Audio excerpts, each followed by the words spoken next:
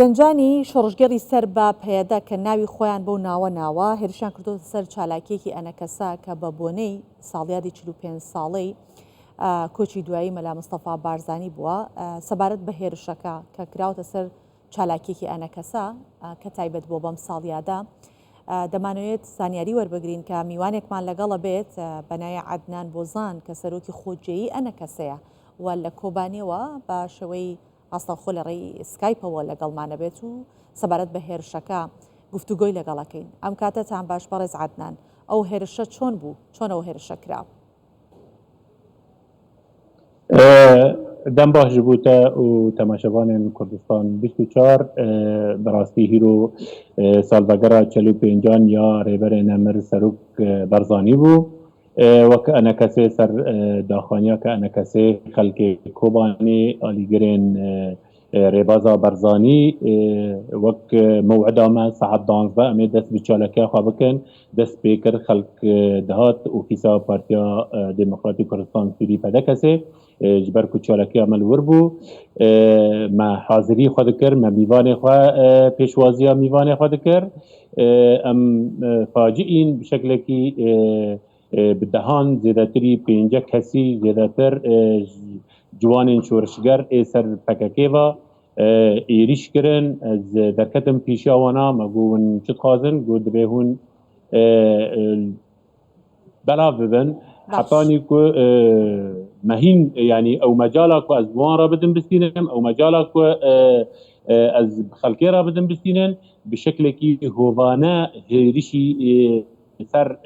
خلقي كرن او ميوانه هندر دا خلقي دان بداران بدهان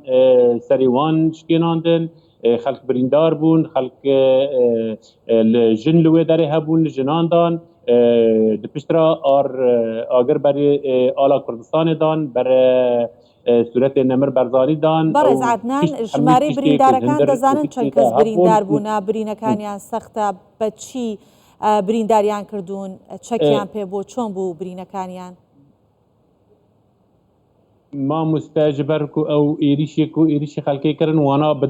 داران ئێریشی خەلکێ کردن میوانێ مە بسەدا بوون از بدقیق نزانم کسک چند بریندار بونه چند کسک جبر خلق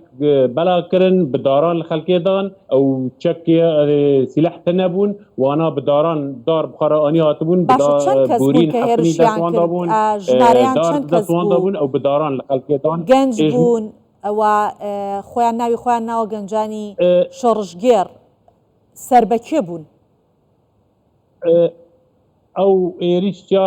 آلین جوانین چورشگر سر PKK وایه افری بریا کو ناو لخوا برد که افری بری افر پسیار جبر واندا او ایکو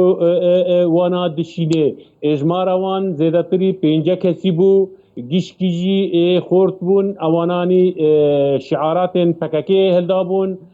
صورت عبدالله اوجلان بلند کربون آلا PKK بلند کربون تخوینا رموز کردی دکرن باند دکرن ایخانت در باسی اوفیسی بون دهندر اوفیسی دا او صورت شهید کمکجیا کوبانی دهندر اوفیسی دا بون او صورتانا شوطان دل پیلی کرن آلا کردی شوطان دن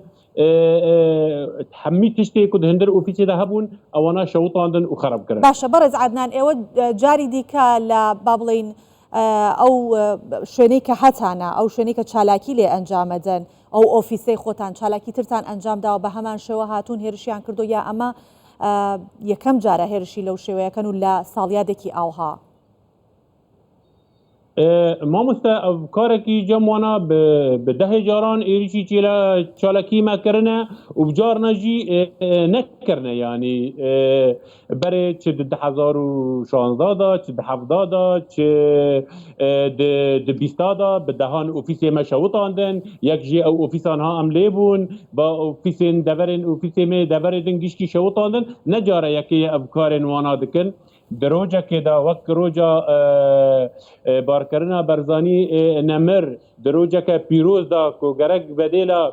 ام مخاطبه خلقی خو بکن ام مخاطبه احزاب سیاسی بکن و ام ببیجن ام کاربن مالا خوی کردی ام لبردی هفورن لی مخابن میلیشیات سرپکه و که بر ریبریا که ناو لخواد که ریبریا خواستر ریبریا پیاده او جبر واندا بر پسیاره او با تشتی خراب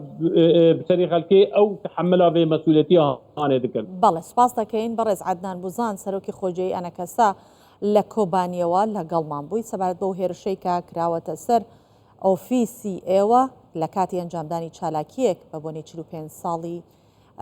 ساڵیادی کۆچی مەلا مستەفا بارزانی.